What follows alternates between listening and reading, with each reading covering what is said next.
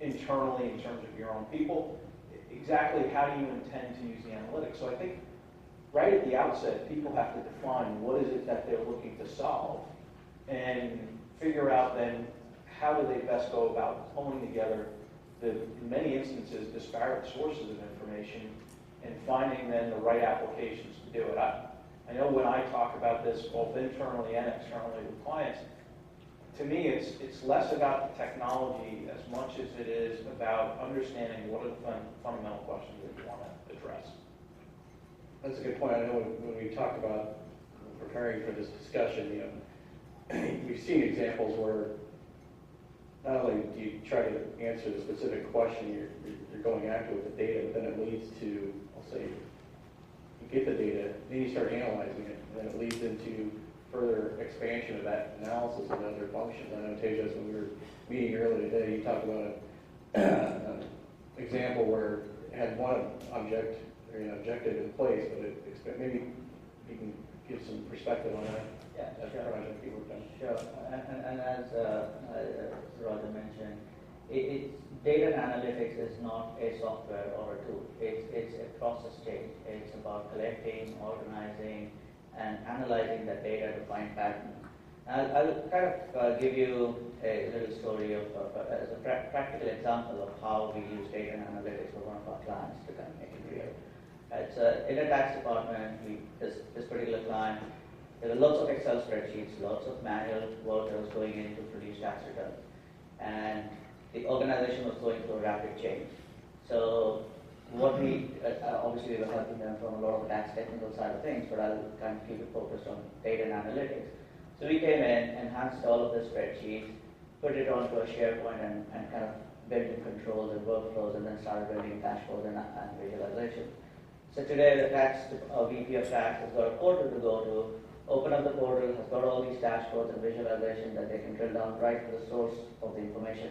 That's practical data and analytics, right? That's just organizing the data, working with the IT, working with the finance and accounting, consolidating all of the data sources and kind of making it real to help them analyze the data. Yeah. That's an example. That's really helpful. And think about that, insert anything in there where it gets a tax return. Because the idea is pulling data, multiple data sources, and typically when we go into organizations, we find it's surprising, very large organizations are still managing a lot of their business through spreadsheets.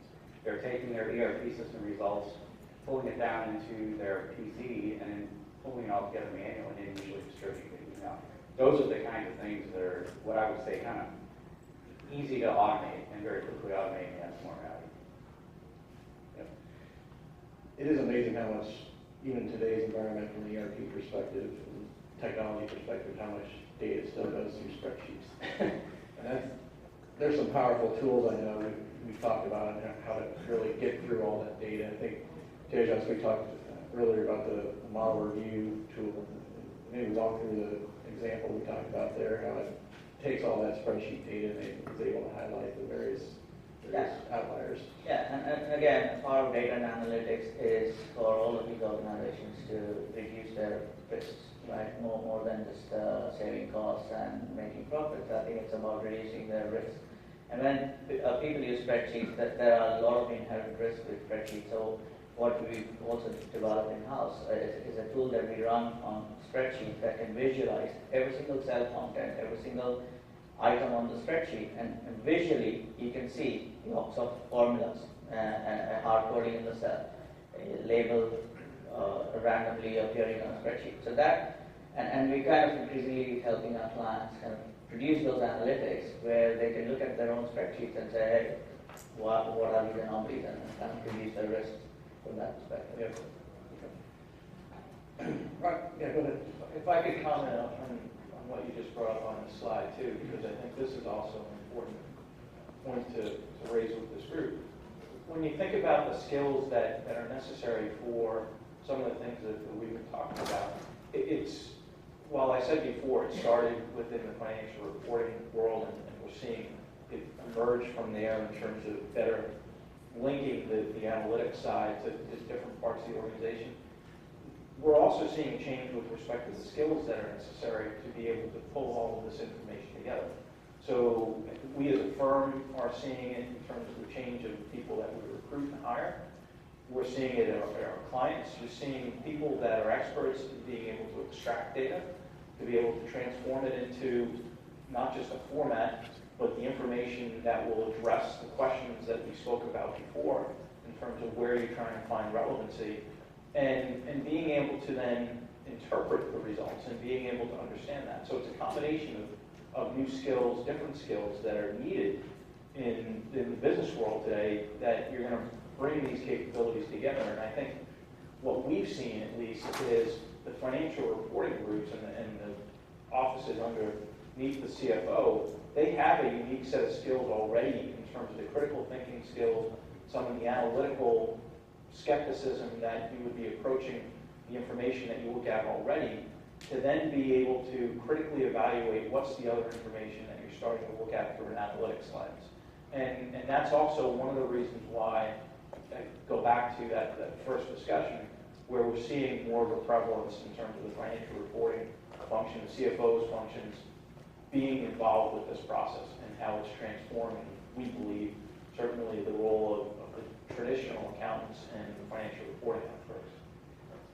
Yeah, and I've heard it many times in meetings with CFOs, one of their top priorities is how do they transform their finance organization in terms of being more, I'll say, viewing the data in terms of identifying trends versus just reporting the factual data.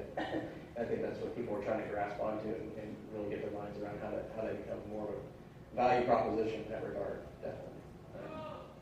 And it changes also the skill sets that the individuals have. Yeah. And I think we as a firm, we've entered into a recent relationship with Ohio State and Villanova University to develop a master's program focusing on accounting, bringing together data and analytics. So it's a joint program developing accounting skills, audit skills, but then also heavily introducing data and analytics and the science then behind it. Because we think that that's going to create a better resource, certainly for us, but we think more broadly for the profession. And that's something that, as a firm, we're trying to lead an effort around that we think helps broaden the skill sets of the traditional accountant to be much more valuable within an organization to provide that type of analysis as well. Just to echo that as well, I've seen at one of our clients, they've recently hired a data scientist and a technology person within the tax organization. It's just like a complete new mindset change, having technology folks embedded in tax function with all the CPAs to help them crunch through large volumes of data, do some predictive analytics, and come up with a better financial forecast. And for that instance, what is the benefit to the tax department? I mean, what ultimate value do they want to drive from that?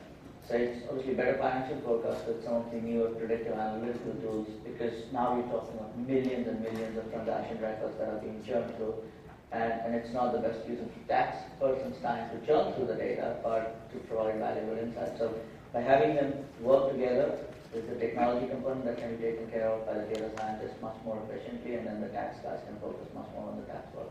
I think that's the real value that I think we're seeing.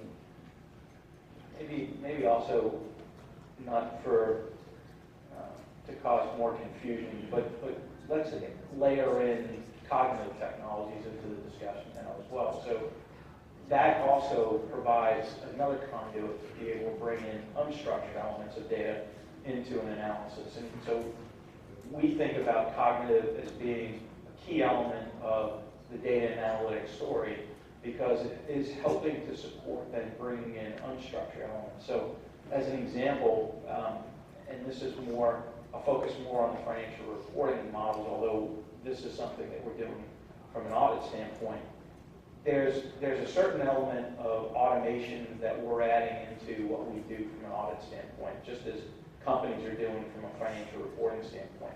So you have all of the routine processing of transactions. Let's assume it's a loan portfolio. And you have all of the traditional reporting requirements of how that loan gets originated, how interest gets recorded on it, all of the information around then payment activity, subsequent collections, et cetera. All of that's processed through an ERP system, through some type of sophisticated financial reporting system, bringing together all of those different pieces of data. Cognitive then comes along and says, well, let's pull together the unstructured elements of this. The unstructured elements being, let's further assume it's a commercial real estate loan portfolio.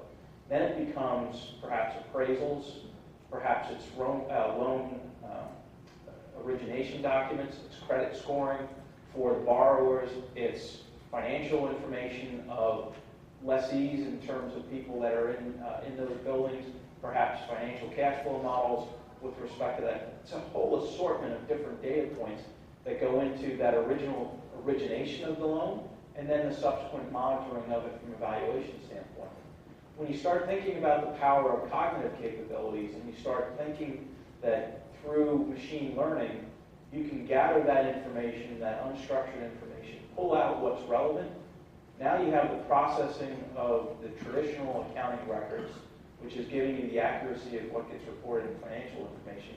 But now you can start introducing elements of more subjective analysis, valuation issues, and get into a discussion of how cognitive capabilities could help influence that financial reporting department to be really enabled by the technology that it can go through. And that's when you start seeing the power, in my mind, of the data and analytics story, because now it becomes much more targeted around what's the questions that you want to get the answers to. And that gives you, hopefully, an illustration of what we're seeing in terms of how it gets developed. I'll throw in another example that's similar to that.